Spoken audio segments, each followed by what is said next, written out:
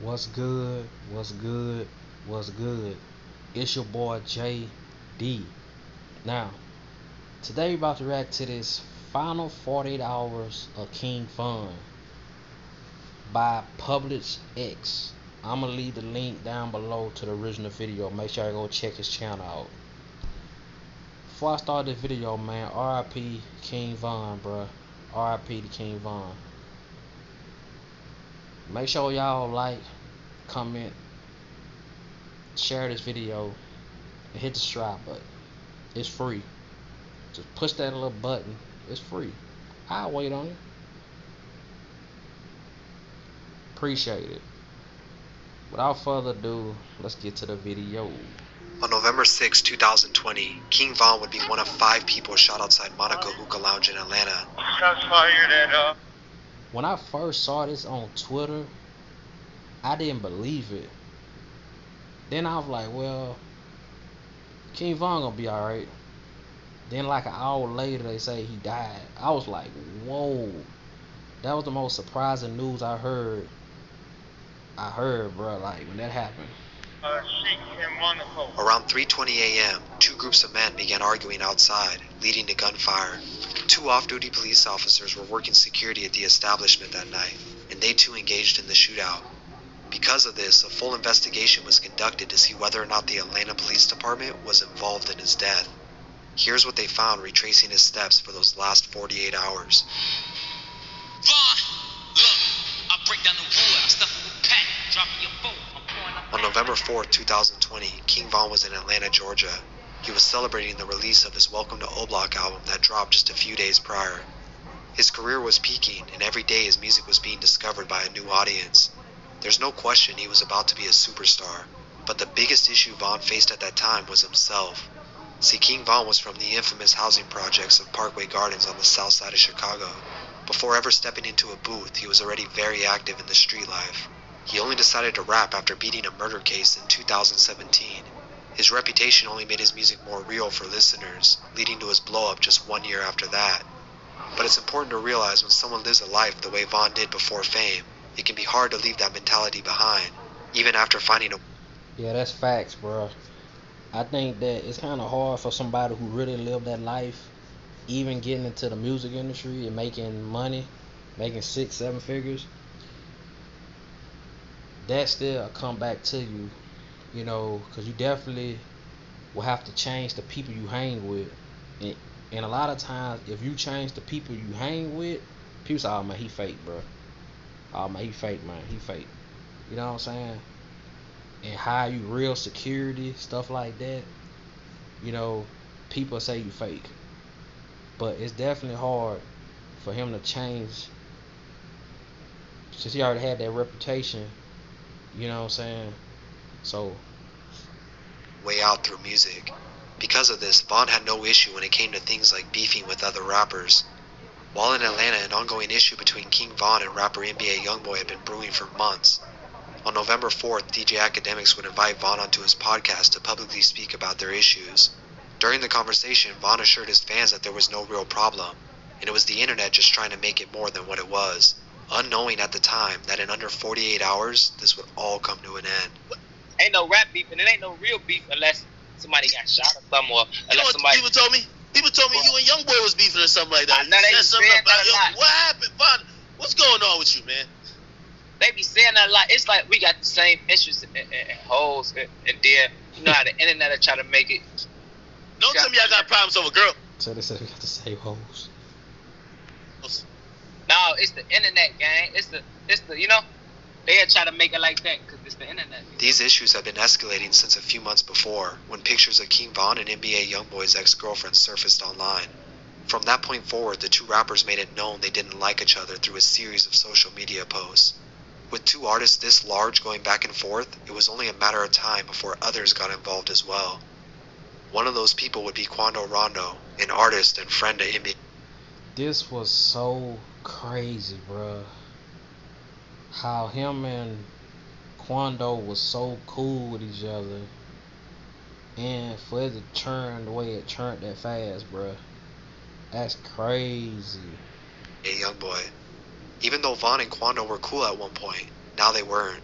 And it just so happens Quando's from Savannah, Georgia, only a 4-hour drive from Atlanta. I'm saying though, 63rd, dirty ass. I'm talking about. On November 5th, King Von woke up and gathered his entourage. This included himself, his manager, and 20-some others. Around 11 p.m., just 5 hours before his passing, they headed out to Opium nightclub. Von was set to make an appearance and promote his new project. He hopped into his bulletproof Hellcat, followed by 8 other cars filled with friends and associates.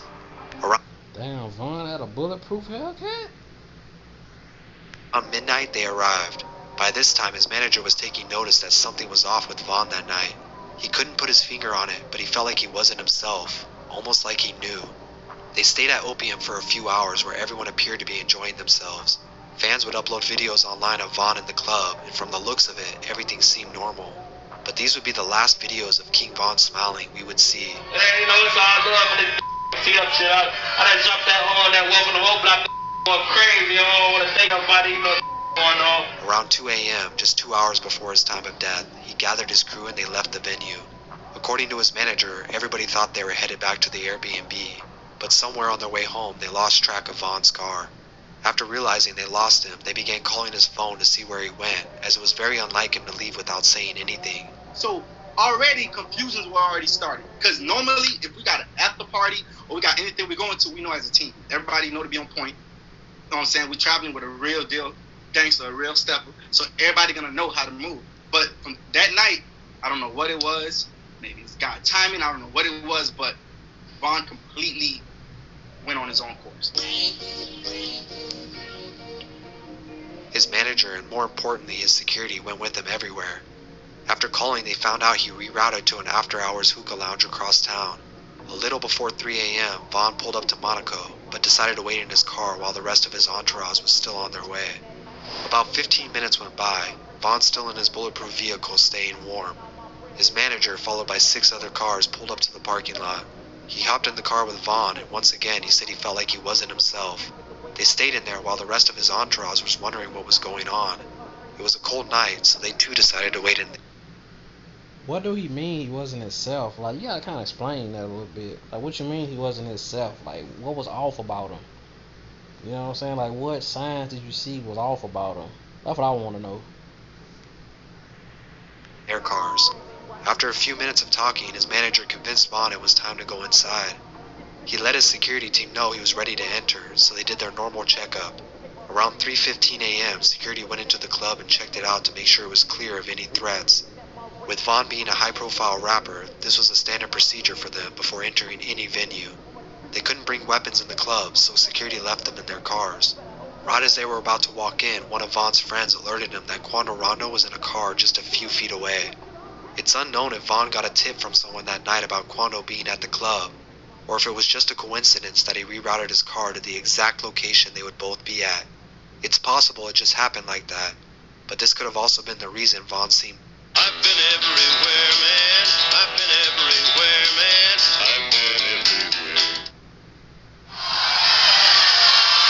She knows the hood is watching when Champion interviews her, so she has to make sure that she acts right. Seemed off. Maybe he knew something no one else did. Normally Von was calm, collective, and soft-spoken. Living the life he lived back in Chicago, he knew how to handle these situations. But on this night, Von reacted before anyone could say or do anything. He immediately hopped out of his vehicle, jewelry on and all, not knowing if Quando was alone or if he too had people with him. Only a few moments later, the two would come face to face, and just like Von spoke about before, it was on sight. He threw Yeah, man.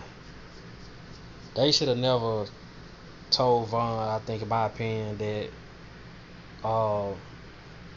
Quando Rondo was there. You know, man, that's tough, bro. punches at Quando even before words could be exchanged. Others rushed over as the fight broke out. What Von didn't know was the white vehicle Quando was standing next to had people from his crew inside. At 3:20 a.m., only a few seconds after the fight had started, a gunshot from only a few feet away went off, striking Von in his side and catching him completely off guard. You can see the gunman, who we now know as Lil Tim, coming out from behind the car and firing multiple shots. Vaughn got hit 3 to 4 times and his manager was also hit in the leg. The 2 off-duty police officers working security that night reacted immediately, and they too fired shots into the crowd.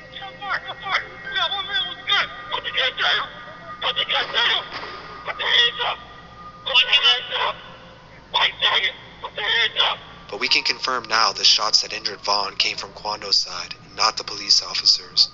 The police would hit 3 people in total, one of them being Lil Tim. Vaughn laid in the street holding on to Quando until Muwop, one of Vaughn's good friends, broke up the fight. At 3:23 a.m., there were injuries on both sides.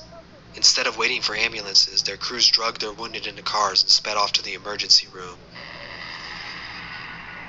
According to those in the vehicle with Vaughn, he was still conscious throughout the ride, even telling one of his friends to calm down that he was going to be okay. Around 3:32 a.m., just moments apart from each other, both crews would arrive at Grady Hospital, which was less than 10 minutes away. Quando would start a live stream of himself helping Lil Tim inside the building to try and protect himself in case Vaughn's people ran up on him. Come on, he's shot. Come on, Bit, bro, you got this, dog. Come on, cuz, just keep breathing, Bit, bro. Just keep breathing, cuz. But this wouldn't happen, and nobody else was hurt after the initial conflict at the lounge. Unfortunately, though, just after 4 a.m., King Vaughn, along with 2 others who were shot that night, would pass away to their wounds, taking his life and career far too soon. Lil Tim was arrested in Grady Hospital where he was treated for his wounds before being taken into custody. He posted bail the same day and has since been awaiting trial for the murder of King Vaughn. Somebody kill somebody. Everybody got family. Somebody related to him or somebody cool with him. You kill him. Now everybody that he was close with is trying to kill you. It's a never ending. Or they gonna kill. Let's kill somebody close to him. It don't stop. To everybody, all the people that playing the game, it's gone. You see what I'm saying? Yeah, man. Long live King Von, bro. This was a very sad situation that happened. We gotta put these guns down, man. And people say, well, Von came to fist fight, which he did. But, you know, when you got a bunch of people that's around you like that, and somebody see you and look like you about to jump their friend, you know, they gon' protect their friend, they family by any means. A very, very, very talented person, man. Career cut short, man. But if y'all like this video, man, give it a thumbs up. I appreciate it, man. See y'all in my next video. But before I end, man, make sure y'all stay safe, stay healthy, and live your life. Deuces, I'm out.